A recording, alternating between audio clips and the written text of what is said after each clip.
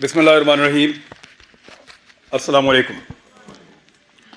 ये रिपोर्ट मेरे पास है और मैं मुबारकबाद पेश करता हूँ अवेयरनेस फाउंडेशन वालों को, जिन लोगों ने इसमें काम किया उन सबको। मैंने रिपोर्ट को अभी पढ़ा है और मैंने थोड़े दिन पहले भी इसको देखा था। मुझे इसकी एक कॉपी मुझे ये सहूलत मैसर आई कि पहले मिल गई थी। मैंने इसको पहले भी पढ़ा था और ज़बरदस्त काम हुआ अल्हम्दुलिल्लाह, और ये काम जारी रहना चाहिए। मैं एक चीज़ की उम्मीद करता हूँ और दुआ भी करते हैं भट्ट साहब कि अगले साल ये जो लिस्ट है सहाफ़ियों वाली, ये छोटी होगी और हम यहाँ पे ज़्यादा लोग बैठे होंगे। लोग इसमें कम हो गए और हॉल में ज़्यादा होंगे। मैं इस बात की उम्मीद करता हूँ। मैं क्योंकि तनकीद करता हूँ बहुत खुलकर, और मुझे आदत है बहुत खुलकर बात करने की, तो मैं उन सबको वेलकम करता हूँ जो भी तनकीद करना चाहता है। बहुत अच्छी बात है, डिस्कस कीजिए हमारे कंडक्ट को और हमें भी करने दीजिए फिर। लेकिन किसी को ये हक नहीं पहुंचता कि वो मारे, वो डराए, वो जबर करे। यहां सब लोग ये बात कर रहे थे कि इकट्ठा होना पड़ेगा, यूनिटी होनी चाहिए। तो मुझे वो सिंपली एक दो लाइनें याद आ गई कि जबर का मौसम कब बदलेगा, जबर का मौसम कब बदलेगा, हम बदलेंगे तब बदलेगा, और बदलेगा, जरूर बदलेगा। मैं कुछ चीजें बड़ी क्लियर कर देना चाहता हूं अगले 2-4 मिनट के अंदर, कोई गलतफहमी रहे ना, खुलकर बात कर लेते हैं। हमारे ऊपर पर्चे देने की औकात पॉलिटिशियंस की नहीं है। ये क्या बेचते हैं, पर्चा देंगे हम पे, कमजोर लोग, बुज़दिल। ये इमरान खान पर्चा करवाएगा, नवाज शरीफ करवाएगा, आसिफ जरदारी पर्चा करवाएगा हम पे। ये औकात है पर्चा देने की इनकी? भट्ट साहब नहीं करवा सकते ये। इनकी क्या जरूरत है कि हमारे ऊपर पर्चा करवाएं? पर्चा मेरे पे हो या मीर शकील पे हो, अरशद शरीफ पे हो या साबिर शाकिर पे हो, समी भाई पे हो या भट्ट साहब आपके ऊपर हो या ज़मीर भाई आपके ऊपर हो, ये नहीं करवा सकते पर्चा। ये जो पर्चा हमारे ऊपर होता है ना, बगावत का, गद्दारी का, इसके कॉपीराइट ही नहीं है पॉलिटिशियंस के पास। हर चीज के कॉपीराइट्स होते हैं ना। ये जो रियासत से बगावत का और गद्दारी का मुकदमा है, इसके कॉपीराइट इन सियासतदानों के पास नहीं है, वो इनके अब्बा जी के पास हैं, पाकिस्तान की एस्टेब्लिशमेंट के पास हैं कॉपीराइट्स। गद्दारी का पर्चा, बगावत का पर्चा, वो हम पे करवाएंगे। दुनिया के किसी मुल्क में ये पर्चे नहीं हो रहे, क्योंकि सब मुल्कों को इस बात का यकीन है कि उस मुल्क में रहने वाले शहरी उस मुल्क के वफादार हैं। सिर्फ पाकिस्तान के अंदर एस्टेब्लिशमेंट को इस बात का शक अभी बाकी है कि यहां पे गद्दार भी हैं और बागी भी हैं। क्यों शक करते हो? क्या मसला है आपका? ये कहना चाहिए, वो नहीं कहना चाहिए, सवाल ही तो पूछते हैं। हम करते क्या है? यानी अजीबो गरीब किस्म के स्टैंडर्ड्स पाकिस्तान में बनाए हुए हैं। मैं कुछ चीजें आपके सामने रख देता हूं। पाकिस्तान की एस्टेब्लिशमेंट से खुली खुली मैं सामने बात कर देता हूं। आप गैरों की जंग में हमें धकेल दें तो आप मुहिब्बे वतन हैं, और हम आपसे ये पूछें कि इतने सारे बंदे क्यों मारे जा रहे हैं, तो हम गद्दार भी हैं और बागी भी हैं। आप बंद कमरों के अंदर फैसले करें इस मुल्क के 22 करोड़ अवाम के, तो आप मुहिब्बे वतन हैं। हम आपसे पूछें कि उन फैसलों के नताइज पे नजर देखिए, बताएं कि ये हालात क्यों हुए, तो हम गद्दार हैं। आप पाकिस्तान में बार बार रजीम चेंज ऑपरेशंस करें, मुंतखब हुकूमतों को गिराएं, तो आप मुहिब्बे वतन हैं। हम आपसे पूछें कि ये क्यों किया, तो हम गद्दार भी हैं और हम बागी भी हैं। आप वजीर आजमों के इंटरव्यूज करें और फैसला करें कि इसको बनाना है और इसको नहीं बनाना, तो आप मुहिब्बे वतन हैं। और हम जब ये कहें कि जनाब अवाम का फैसला होना चाहिए, ये 22 करोड़ लोग हैं, कीड़े मकोड़े नहीं हैं, तो हम गद्दार भी हैं। اور ہم باغی بھی ہیں. یعنی آپ بغاوتوں کے اور غداریوں کے مقدمے درج کروائیں جو پوری دنیا میں نہیں ہو رہے. اور جب ہم آپ کو یہ کہیں کہ کیا ہم باغی ہیں تو اس پہ بھی ہم باغی ہیں, اس پہ بھی ہم غدار ہیں. یعنی عجیب و غریب قسم کا کرائٹیریا بنایا ہوا ہے. آپ ہمارے لیے ہمارے ملک کی زمین کو تنگ کر دیں تو آپ محب وطن ہیں, اور ہم اپنی زمین پہ آزادی سے رہنے کا حق مانگیں تو ہم غدار ہیں, ہم باغی ہیں. آپ خدا نہ خواستہ کبھی ہار بھی جائیں تو آپ محب وطن ہیں, اور ہم آپ سے پوچھیں کہ حضور والا یہ کیا ہوا تھا تو ہم غدار ہیں, ہم باغی ہیں. آپ کسی ایک تجربے میں ناکام ہو جائیں تو آپ محب وطن ہیں, اور ہم صرف ناکامی کی نشاندہی کر دیں تو ہم غدار ہیں. ہم باغی ہیں. ہم ہنسیں تو غدار ہیں, روئیں تو غدار ہیں, بولیں تو غدار ہیں, چپ رہیں تو غدار ہیں, بات کریں تو غدار ہیں, نہ کریں تو غدار ہیں, ہم سوال کریں تو غدار ہیں, جواب مانگیں تو غدار ہیں, جواب نہ دینے پر ریئیکٹ کریں پھر غدار ہیں. کیونکہ ہم پیدا ہوئے ہیں حضور غداری کے لیے. ہمارے گلوں میں نا تختیاں ڈالو اور ہمیں چکر لگواؤ پاکستان کے غدار لکھ کر, ہمارے ماتھوں پہ لکھو غدار ہیں, ادھر یا لکھو یا گولی مار دو, ہمارے لیے وہ زیادہ آسان ہوگا. تکلیف ہوتی ہے. ارشد شریف نے کس کے لیے آواز نہیں اٹھائی تھی؟ آپ سارے گواہ ہیں. جس کو مار پڑی وہ اس کا شدید ترین مخالف ہونے کے باوجود کہتا رہا کہ غلط مارا ہے. تو تکلیف ہوتی ہے نا. بٹ صاحب ناکامی تھی ہماری, اس کا ہم پہ اعتبار ختم ہو گیا. بٹ صاحب اس کو پتا چل گیا اب اس کا بوجھ نہیں اٹھا سکتے, وہ اس لیے ملک چھوڑ کے گیا تھا. انہوں پتا لگ گیا تاڑے تو گل اتنے ہونا. ہم پہ اس کا اعتبار ختم ہو گیا تھا. تکلیف ہوتی ہے. چپ کر کے نکل لیا. انہوں نے مذاق اڑایا اس کی تصویر دکھا دکھا کر, ہمارے اختلافات کو ہمارے خلاف استعمال کیا, ہمارے لوگوں کو تصویر بھیجی کہ یہ دیکھو بھاگ رہا ہے, فوٹو لگاؤ سوشل میڈیا پہ, گندا کرو اس کو, بھاگ رہا ہے. اور بزدل نہیں تھا. بزدل ہوتا تو تمہارے ساتھ ڈیل کرتا, تم اس کی منتیں کر رہے تھے ڈیل کے لیے. روز اسے کہتے تھے کہ آؤ بات کریں, روز اسے کہتے تھے کہ آؤ سرنڈر کرو ہمارے سامنے. اس کے بچوں کو تھریٹ, اس کی فیملی کو تھریٹ. اکیلا تھا, اس کو پتا تھا سب کو اس نے اکیلے نے سنبھالنا ہے,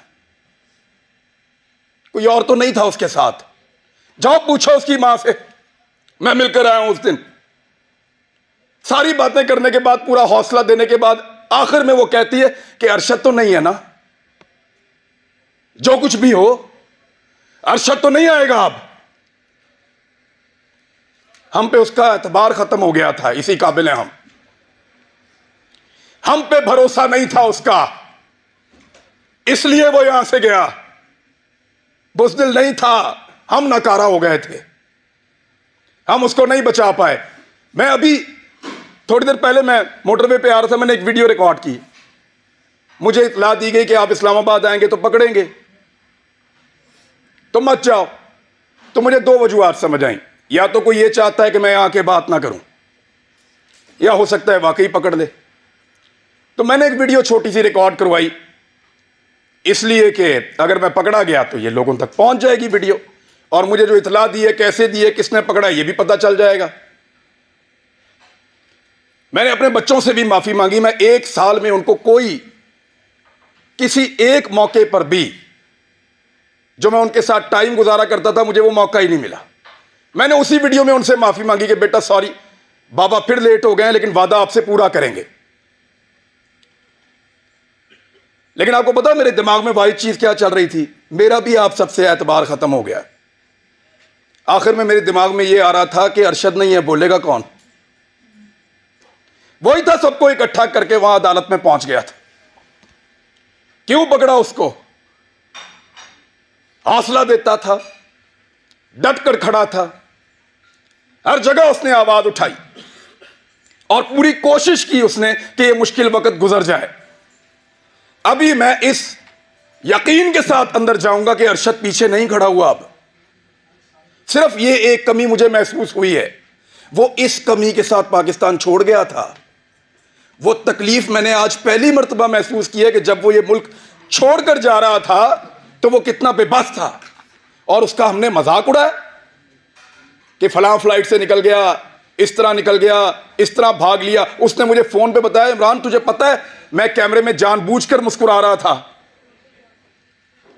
وہ اس لیے کہ مجھے پتا تھا یہ میرا مذاق اڑائیں گے. مذاق اڑاتے ہو یار, پہلے زمین تنگ کرتے ہو, پھر کوئی یہاں سے چلا جائے تو اس کا مذاق اڑاتے ہو. کیا بندوق لے کر تمہارے گلے پڑ جائے؟ وہ بھائی بولنے کا کام ہے اس کا, صحافی ہے وہ اپنی صحافت سے ٹکر دے رہا تھا, دیتا رہے گا, شہید ہے, تمہارے لیے نشان عبرت بنے گا وہ. میں نے پہلے کہا تھا, آج پھر کہہ رہا ہوں کہ تمہیں صرف مارنا آتا ہے, ہمیں اور بہت کچھ آتا ہے, اور وہ ہم انشاءاللہ کر کے دکھائیں گے. صرف ہمیں مارنا نہیں آتا.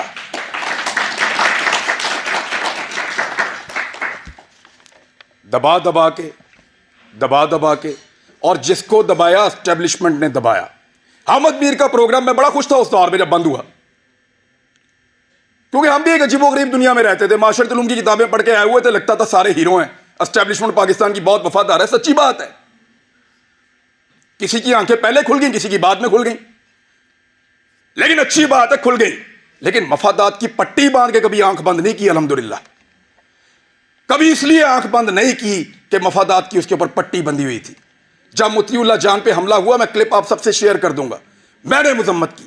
وہ بچہ جس کے گھر کے اندر گھس کے مارا, جس کے ساتھ آپ کا کیس چل رہا تھا, میں نے مذمت کی.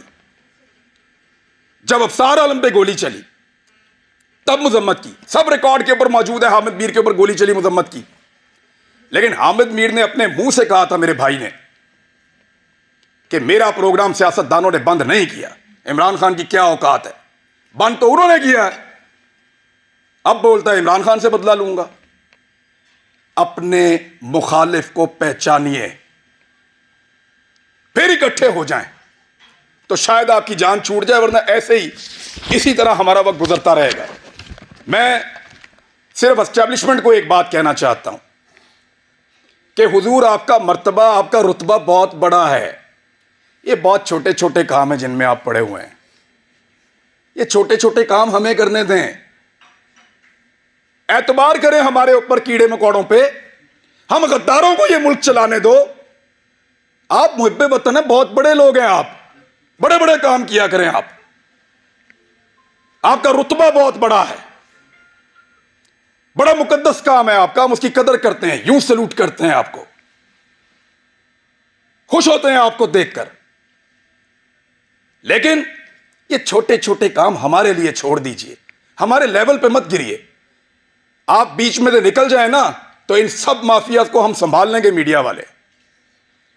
بس آپ کے خلاف بولنے کو جرت کی بات نہیں ہے, دل نہیں کرتا, خدا کی قسم دل نہیں کرتا, خدا کی قسم دل نہیں کرتا. ڈرتے ورتے نہیں ہیں, پتہ ہے آپ کو, بزدل نہیں ہیں ہم. کیا کرو گے, گولی مار دو گے, مار دو. ڈرتے نہیں ہیں تم سے پیار کرتے ہیں, تمہاری قدر کرتے ہیں. ڈرو اس دن سے جس دن ہمارے اندر سے یہ جذبہ ختم ہو جائے.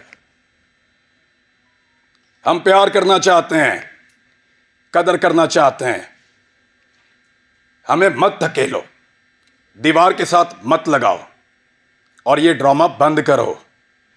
پاکستان کے فیصلے پاکستانی کریں گے, پاکستان کے فیصلے ہم کریں گے. یہ ہمارا رائٹ ہے, لوگوں کا رائٹ ہے. ڈیموکریسی یہ کہتی ہے. یہ بند کمروں کے اندر ڈرامے بند کرو. پاکستان کو تجربہ, میں بچپن سے پڑھ رہا تھا, لکھا ہوا تھا اسلام کے لیے تجربہ گاہ بنائیں گے پاکستان کو. ہمارے لیڈرز نے یہ بتا کر پاکستان بنایا, وہ کسی اور چیز کی تجربہ گاہ بنا دیا پکڑ کے. اس کو پکڑ لو, اس کو ننگا کر لو, اس کو ڈنڈے مارو, اس کے کپڑے اتار دو, اس کو گھسیٹ کے وہاں پہ لے جاؤ, اس کو جگاتے رہو, اس کو شہروں میں پھراؤ. عجیب ڈرامے بازی ہے یار. وہ یہ ملک کیا بنا دیا آپ نے اس کو. آپ کے اپنے گھروں میں بچے نہیں ہیں, یعنی ہمیں ڈیوائڈ کر کے ہم پہ رول کر رہا ہے. پہلے گورا کر رہا تھا, اب اسٹیبلشمنٹ کر رہی ہے. اس سے اگر نکلنا ہے نا تو ایک بار سوچنا پڑے گا. میں نے یہاں کسی کو تنقید کا نشانہ نہیں بنایا. میں نے صرف بتایا ہے کہ وہ کون ہے جو ہم سب کو ڈیمیج کر رہا ہے. اس موقع سے ہمیں فائدہ اٹھانا چاہیے. ہم سب کو ایک موقف بنانا چاہیے. ایک موقف کم سے کم اس بات کے اوپر کہ ایک کو مار پڑے گی تو سب کو مار پڑے گی. یہاں سے بھی شروع کر لو تو بہت ہے. باقی مرضی ہے, اگر ڈیوائیڈ اینڈ رول کرنا ہے تو پھر کرتے رہیے. اس گندے کھیل کا حصہ بننا ہے تو بنتے رہیے. بٹ صاحب کو میں اس لیے اپریشیٹ کروں گا کہ کوئی بھی فورم ہو, کوئی بھی جگہ ہو, کوئی بھی بلائے, جب صحافت کا نام آتا ہے تو آپ لوگ آ جاتے ہیں. سر آپ لوگوں کا بہت شکریہ. حالات بہت مشکل ہیں. جس ملک کا چیف جسٹس کہے کہ وہ بے بس ہے, ادھر بٹ صاحب کیا کریں بیچارے. لیکن یہ وقت بھی گزر جائے گا, یونٹی آئے گی انشاءاللہ, اکٹھے ہوں گے. اور ہم نہیں چاہتے کہ ہم اپنی اسٹیبلشمنٹ کا مقابلہ کریں. اتباع آ جاؤ. اب تک کے لیے اتنا ہی. Thank you.